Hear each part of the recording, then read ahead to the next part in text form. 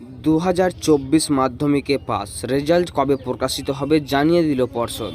এই ছিল আজকের পোস্টে। তো ভিডিওটি শুরু থেকে শেষ পর্যন্ত মনোযোগ সহকারে দেখতে থাকুন। সদ্য শেষ হয়েছে 2024 সালের মাধ্যমিক পরীক্ষা। আর মাধ্যমিক পরীক্ষা শেষ হওয়ার পরই ছাত্রছাত্রীদের এবং অভিভাবকদের মধ্যে এখনও একটাই প্রশ্ন, কবে প্রকাশিত হবে এবছরের মাধ্যমিক ফলাফল।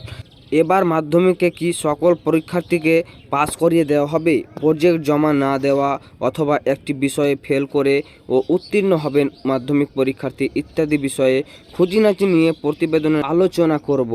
এবছর 2 ফেব্রুয়ারি থেকে 11 ফেব্রুয়ারি পর্যন্ত অনুষ্ঠিত হয়েছে শিক্ষার্থীদের জীবনের প্রথম বড় পরীক্ষা মাধ্যমিক। এবছর প্রায় 12 লাখ পরীক্ষার্থী মাধ্যমিকের পরীক্ষায় বসেছিল।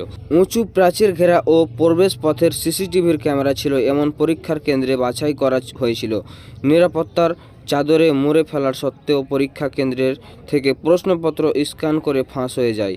এর ফলে বাতিল করা হয় 36 পরীক্ষার্থীর পরীক্ষা। এবছর কি মাধ্যমিকে সকল ক্যান্ডিডেটকে পাস করিয়ে দেওয়া হবে? পড়ুয়ারা বিদ্যালয়ে প্রকল্প জমা না করে কি হবে? পরীক্ষার ফলাফলই বা কবে প্রকাশিত হবে চলছে ইত্যাদি প্রশ্নের উত্তরে পর্ষদ সভাপতি রামানুজন গঙ্গোপাধ্যায় সাংবাদিক বৈঠক জানিয়েছেন, প্রতিবারের ন্যায় এবছর 3 মাসের ভেতরেই পরীক্ষার ফলাফল প্রকাশ করা হবে।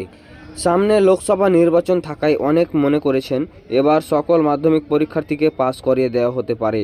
পর্ষদ সভাপতি জানিয়েছেন, যে সকল পরীক্ষার্থী স্কুলে প্রজেক্ট জমা দেয়নি সেক্ষেত্রে স্কুল নম্বর না দিলে ছাত্রছাত্রীদের পাস করানো হবে না। এছাড়াও কোনো পরীক্ষার্থী যদি একটি বিষয়ে অনুত্তীর্ণ হন তবে সংশ্লিষ্ট পরীক্ষার্থী অকৃতকার্য বলে ঘোষিত হবেন।